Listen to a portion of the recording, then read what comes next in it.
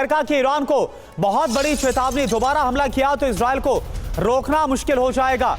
Israel पर हमले की हिमाकत ना करे ईरान, जो बाइडेन प्रशासन की तरफ से ईरान को साफ संदेश दिया गया। खामनेई की धमकी के बाद अमेरिका की बहुत बड़ी चेतावनी।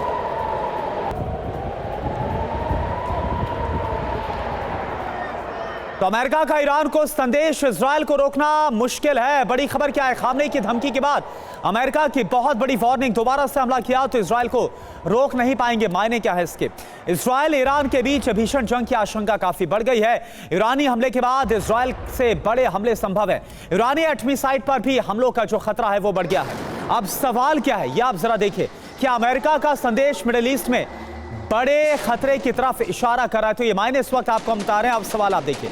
सवाल यह कि क्या यूएस का संदेश मिडिल ईस्ट में बहुत बड़े खतरे की तरफ इशारा कर रहा है? अब खास बात आप समझिए। महायुद्ध की आशंका के बीच अमेरिका की तैयारी। अमेरिका ने मिडिल ईस्ट में B-52 बॉम्बर्स को तैनात किया। सतीश जी, मेरा सवाल आपसे, एक तरफ ईरान है जो कि धमका रहा है और अमेरिका तक को वार्न कर दिया, और अमेरिका की तरफ से बड़ी वार्निंग है कि अगर उसकी तरफ से कोई हिमाकत की गई तो फिर इसके बाद फ्री हैंड होगा इजरायल के पार, और उसमें जो अमेरिका है वो भी सबक सिखाएगा। आपको लग क्या रहा है कि क्या जो महायुद्ध जिसका अंदेशा, जिसका इशारा, इंडिकेशन बयान में है, उसको रोक पाना अब आपको मुमकिन लग रहा है कि मिडिल ईस्ट में? करुणा, जो अभी फिलहाल परिस्थिति बनती हुई दिखाई दे रही है, अगर हम पिछले 40 सालों के इतिहास को देखें, शीत युद्ध के दौरान और शीत युद्ध की समाप्ति के बाद, खुमैनी से लेकर खामेनी तक, तो इतनी प्रतिकूल परिस्थिति ईरान के समक्ष कभी नहीं आई थी। वो अमेरिका को शैतान और रूस को भी कई मामलों में महाशैतान देश के रूप में जाना जाता था, और ईरान बोलता भी रहा था। इराक ईरान युद्ध के समय भी विश्व बटा हुआ था, अमेरिका और रूस के बीच में द्वंद्व की स्थिति थी। लेकिन अभी जो परिस्थितियां जो उत्पन्न हुई हैं, उसमें ईरान की स्थिति अत्यंत नाजुक है। आर्थिक रूप से वो कमजोर हुआ है। एक इस्लामिक संगठन जो एक महत्वपूर्ण कवच के रूप में काम करता था, जो ईरान के इर्द गिर्द घूमता था, वो काफ़ी कमज़ोर हो चुका है। कई ऐसे वेस्ट एशिया के, मिडिल ईस्ट के देश हैं जो ईरान के साथ नहीं है। तो ईरान पर जितना हमला हुआ है, हमास और हिजबुल्ला जो उसके प्रॉक्सी थे, उसको पूरी तरह से अगर नहीं तो बहुत हद तक तोड़ दिया गया है। जैसा कि हमारे डिफेंस एक्सपर्ट ने बिल्कुल सही कहा कि स्थिति नेस्तराबुंद के नज़दीक पहुंचा दिया गया है। उसके बावजूद भी ईरान कुछ भी करने में सक्षम नहीं हो रहा है। तो अगर कोई प्रतिक्रियात्मक निर्णय होता है तो यूएस इलेक्शन के बाद जो इजरायल अपने आप में सक्षम है, लेकिन इस चुनाव के बाद अमेरिकी सपोर्ट उसे पहले भी मिलता आ रहा था और चुनाव के बाद और ज़्यादा मिलेगा, तो ईरान के सामने और परिस्थितियां विकट हो सकती हैं और उसकी आर्थिक और जो जियोपॉलिटिक्स है और कमज़ोर हो सकता है। अपने क्षेत्र में ही उसकी पकड़ और ढीली पड़ सकती है।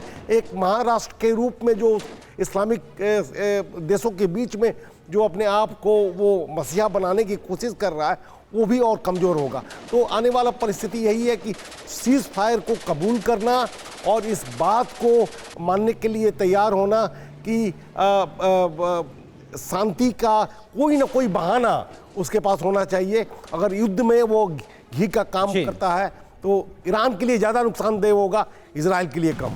ठीक है, यानी कुल मिलाकर जो दबाव बनाया जा रहा है वो इसलिए ताकि जो ईरान है और जो मिडिल ईस्ट है वहां पर एक सीजफायर के हालात बने। लेकिन क्या ईरान इसके लिए तैयार है और क्या इजराइल भी इसके लिए मानेगा? ये अपने आप में बड़ा सवाल है। इन सब के बीच इराक से इजराइल पर ड्रोन अटैक और ज्यादा बढ़ गए। हर दिन इजराइल पर 5 ड्रोन हमले हो रहे हैं। इराक से हमलों पर AP की रिपोर्ट में बड़ा दावा किया गया है।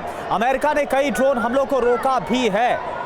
तो आप देखिए, इराक से भी जो ड्रोन हमले हैं, जो कि प्रॉक्सीज हैं, जो कि इराक में भी एक्टिव है, ईरान के वहां से ड्रोन हमलों को अंजाम दिया जा रहा है। हालांकि वो बात अलग, क्योंकि इराक में जो सैन्य बेस है वो मौजूद है अमेरिका के, और वहां से इन हमलों को रोका गया है। AP की रिपोर्ट में इस बात का दावा कि अमेरिका ने कई ड्रोन हमलों को रोका है।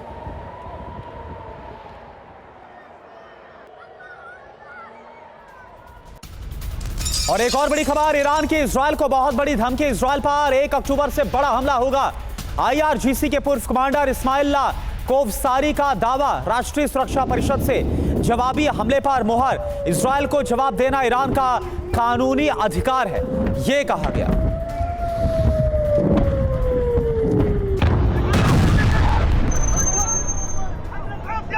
तो बात साफ है कि ईरान की विनाशक तैयारी, अरब में क्या बारूदी चिंगारी की आहट है। बिग वॉल का सीधे हम रुख करते हैं, पूरी जानकारी आपके सामने। दावा क्या है? ईरान जवाबी हमले की तैयारी कर रहा है। जो 26 अक्टूबर को इजराइल ने हमला किया था, इसका जवाब दिया जाएगा। हमलों में ईरान समर्थक प्रॉक्सीज भी शामिल होंगी, यानी कि चौतरफा हमला हो सकता है। अब यहां पर संकेत आप समझिए, ईरानी सर्वोच्च राष्ट्रीय सुरक्षा परिषद का फैसला है। यह IRGC पूर्व कमांडर इस्माइल कोवसारी की तरफ से बताया गया। इजराइल को निर्णायक जवाब देने के इस वक्त जो IRGC है वो तैयारी कर रहा है। अब यह हमला कैसे होगा? 1 अक्टूबर से भी बड़े हमलों की आशंका है। जो 1 अक्टूबर को ईरान ने इजराइल पर हमला किया था, 200 से भी ज्यादा बैलिस्टिक मिसाइल के जरिए इस हमले को अंजाम दिया गया था। और विजय सर, सवाल यही है कि जो कुछ भी इंडिकेशन, भले अमेरिका धमकी दे, वार्निंग दे और रोकने की कोशिश कर, लेकिन ऐसा साफ नजर आ रहा है कि ईरान है जो मानने को तैयार नहीं है। ब्रजेश सर, सवाल आपसे। देखिए, ईरान की परिस्थिति बहुत अजीब सी हो गई है। करीब 7 अक्टूबर को जब उसने ये युद्ध छेड़ा था अपने प्रॉक्सीज के जरिए, उसका क्या इरादा था और क्या उस इंटेंट में ये सक्सीड हो पाया है? अगर हम देखते हैं करीब 53-54 हफ्ते के बाद में भी उसकी स्थिति, उसकी प्रॉक्सीज की स्थिति खराब सी हो गई है। हूती को नहीं मानते क्योंकि हूती अलग है, काफी दूर एरिया से हैं। खुद को बड़ी एम्बैरेसमेंट हुई है। उनके IRGC कमांडर्स को सीरिया के अंदर मारा गया। हमास के सीनियर लीडर्स को जिस तरीके से उनके विशिष्ट एरिया गेस्ट हाउस में मारा गया, उसके बाद में इजरायली एयर अटैक पे उनके मिलिट्री टारगेट्स को चुन चुन के तबाह किया गया। ये तो खैरियत रही है कि अमेरिका ने इजराइल को रोका कि पेट्रोलियम और न्यूक्लियर टारगेट्स पे निशाना ना बनाए। और हम देखते हैं जो उसका रिस्पॉन्स हुआ इजराइल, जी स्वाभाविक है। आयतुल्लाह साहब जो बात कह रहे थे कि हमने बदला लेंगे, वो किससे बात कर रहे थे? वो जो युवा छात्र लोग हैं उनके पार्टीज के, उनसे बातचीत कर रहे थे। तो स्वाभाविक है, बदले की प्रतिशोध तो है ही है, क्योंकि उनके यहाँ सरेआम इजरायली घुस के चुनौती देता है और उनको मार गिराता है। तो इस तरह के वाकया तो सही है, मगर दूसरी तरफ उनका एक समीकरण भी है। रशिया, ईरान और नॉर्थ कोरिया एक तरीके से इकट्ठे काम करते हैं ग्लोबल एरिना में, जो कि अमेरिका और वेस्ट के बरखिलाफ है और इस केस में इजराइल के खिलाफ है। कुछ और भी चीज़ें देखी, जो मिडल ईस्ट के जो मुस्लिम देश हैं वो भी बटे हुए हैं। शिया की जोड़ अलग है और सुन्नी देश है जो कि सऊदी अरेबिया और गल्फ कोऑपरेशन काउंसिल आते हैं, वो अलग है। तो इस करके जो माहौल जो बना हुआ है, जो 1 साल पहले से शुरू हुआ ये युद्ध, आज तक कोई क्लियर डायरेक्शन या दिशा नहीं दे पा रहा। तो इसका अंत कैसा होगा?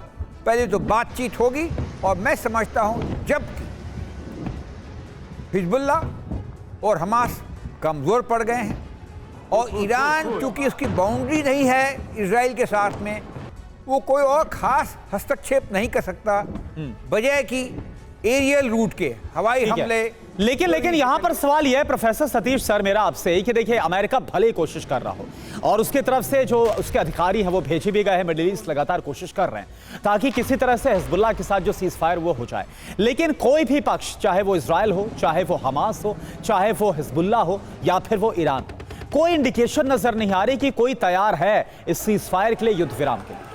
हाँ, नहीं देखिए, सीज फायर के लिए तैयार नहीं होना होता है, परिस्थितियां उसे तैयार करवाती हैं। हमें लगता है कि परिस्थितियां एक्चुअली कोई बयान भी निकल कर नहीं आ रहा ना सर कि अगर अमेरिका कोशिश कर रहा है तो हाँ इस तरफ हम आगे रुक कर सकते हैं, कोई पॉजिटिव। कई बार लोकल गैलरी को भी सेटिस्फाई करना होता है। खामेनी के सामने ये बहुत बड़ी चुनौती है कि वो सरेंडर कर देंगे तो अपने देश के भीतर भी एक जो अलगाव की जो बातें हैं जो वो वहाँ शुरू हो जाएंगी। और ईरान में हम जानते ही हैं कि पॉलिटिकल डिस्कॉन्टेंट बहुत तेजी से पिछले साल भी था और उसके पहले भी हुआ है। तो ये एक कारण है कि खामेनी इस बात को देखते हुए लोकल गैलरी को भी इम्पोर्टेंस दे रहे हैं। लेकिन मोटे तौर पर देखा जाए तो वेस्ट एशिया का जियो स्ट्रैटेजी और जियो इकोनॉमिक्स पिछले कई दशकों से कम होता चला गया है, क्योंकि तेल के जगह पर गैस का उत्पादन पूरे अमेरिका में और रूस में और बाकी जगहों पर होना तय है, सभी को ये मालूम है। उसके कारण से अब मिडिल ईस्ट वो मिडिल ईस्ट नहीं रहा जो शीत युद्ध के दौरान हुआ करता था। बिल्कुल। केवल इंपॉर्टेंस इजराइल वहां पर है और इजराइल के इर्द गिर्द इस्लामिक देश हैं, इजराइल अमेरिका का सहयोगी देश है, तो वो जियो स्ट्रैटेजी अमेरिका के लिए इंपॉर्टेंट है और उसके कारण से अमेरिका हमेशा इंटरवीन करेगा और आज भी कर रहा है, कल भी करेगा। तो ये इस स्थिति में इजराइल जहां भी कमजोर, इजराइल अपने आप में सक्षम भी है, लेकिन जहां पर उसे कमजोरी महसूस होगी तो अमेरिका उसके तरफ आकर खड़ा होगा। तो हमें लगता है कि बाकी ईरान उस एरिया का सबसे बड़ा देश है, लेकिन पिछले युद्ध जब से शुरू हुआ है, अगर उसका अनुमान लगाया जाए तो आर्थिक स्थिति ईरान की बहुत ही खराब हुई है। ठीक है। गरीबी बड़े पैमाने पर, बेरोजगारी फैलता जा रहा है, तो अब ईरान को सोचना पड़ेगा। और यानी ये बात साफ है कि ये पॉस्चरिंग ज्यादा नजर आ रही है और जो उसकी इस वक्त आर्थिक हालत है वो इजाजत नहीं देती ईरान को कि वो किसी बड़े युद्ध में शामिल हो कूदे।